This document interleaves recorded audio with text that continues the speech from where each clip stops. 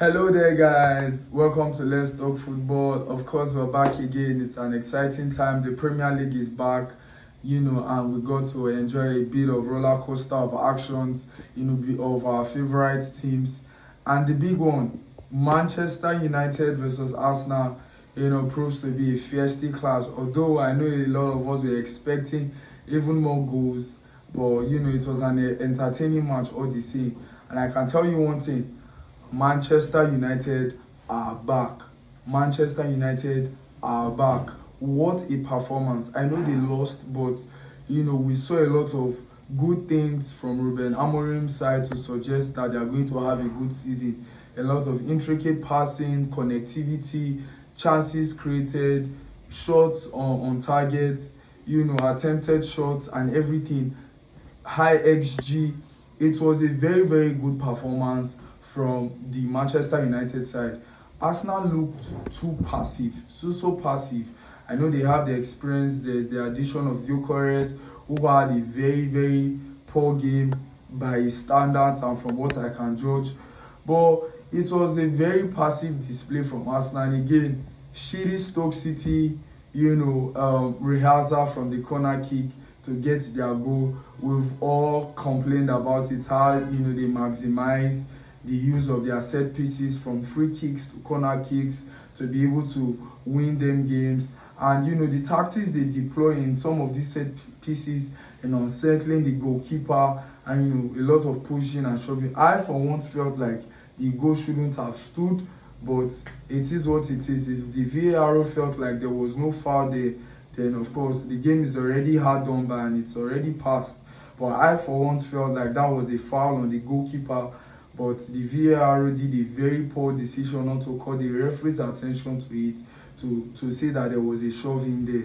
And so, decent, Ibuemo, Kunha, they look decent. They caused Arsenal problems, with their dribbling, with their trickery, with their pace. They had a very, very good game. I feel like now, even more now, Bruno Fernandes has a lot of responsibilities taken off his shoulder with the additions of Kunha and Mbeumo, because these are sort of players that will take on the responsibility to be able to go past their man and make something happen and create something on the final third for Manchester United. Their defense looks a bit okay.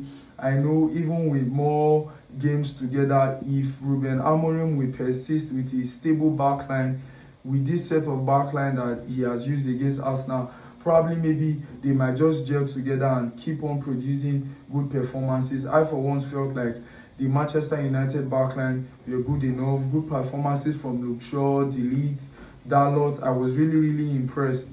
And then for City, it's business as usual. The regular signings of Ryan Cherki and Tijani Reinders, they starred in the game. Erling Haaland back to his best with a couple of goals.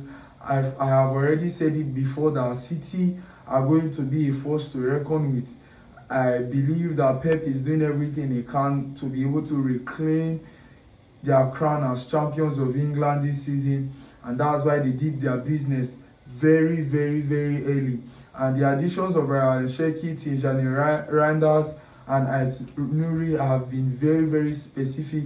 These are positions that City actually really needed to strengthen, and Pep Guardiola made sure he went to the market early to get specific sort of players like these players I've just mentioned to get the business done. And it's no surprise that they have gelled in so well and they have been having a good performance so far for City. Now, for the likes of Liverpool, they had quite a shaky, end of game when Bournemouth equalized 2-2, but they managed to see off the game 4-2. It was a very thrilling encounter, considering the fact that it was the opening game of the season. Diego Jota's passing, the tributes, a minute silence, and everything, the emotions, the roller coaster, everything surrounding the Jota's passing, coupled with the fact that they are defending Premier League champions and they needed to step up. And of course, it was a really good performance from Liverpool. Bournemouth did well to give them a scare, but certainly not for long, because Liverpool, they kept on pressing, they kept on pushing. Ugo Ekitike has been a fantastic signing for Liverpool. You know, he has registered his account for Liverpool in the Premier League, and I feel like there's more to come from him. He's going to score even more goals. He's going to lay even more assists. Florian Wirtz, not even more so, because he looks like he needs a little bit of adjusting to keep up to pace and speed with the Premier League. And so it is what it is. For Chelsea, not so much the results that, you know, the fans, you know, expected, myself inclusive. Crystal Palace are a decent, solid side. You know, they beat the likes of Manchester City and Liverpool in back-to-back finals to win the Community Shield and the FA Cup respectively. So massive respect to Oliver Glasner, who is their coach. And there were news circulating online that probably maybe Eze was not going to start, Gay was not going to play. But you know, they showed resilience, they showed commitment and respect to be able to turn up for the Crystal Palace side, and you know, they affected the game. I for once felt like if they had not played, probably maybe Chelsea would have just edged out, you know, and won the game. Mark Gay and Eberechi Eze are difference makers for Crystal Palace, and it showed in the game. Chelsea, positive signs, a lot of, you know, comments about, you know, players like Gittins not being up to speed, and it's just the first game of the season, and I believe that we've not had a proper pre-season. We just had a couple of pre-season games in the space of 3 days, and of course coupled with the fact that we just finished the just concluded, you know, World Cup just about a month ago. No much rest for the players, no proper pre-season time to gel and everything, but not making excuses, but just these are like, you know, factual truths. But I believe that definitely will come good, and hopefully on Friday when we travel away to, you know, London neighbours West Ham, will come up with the win.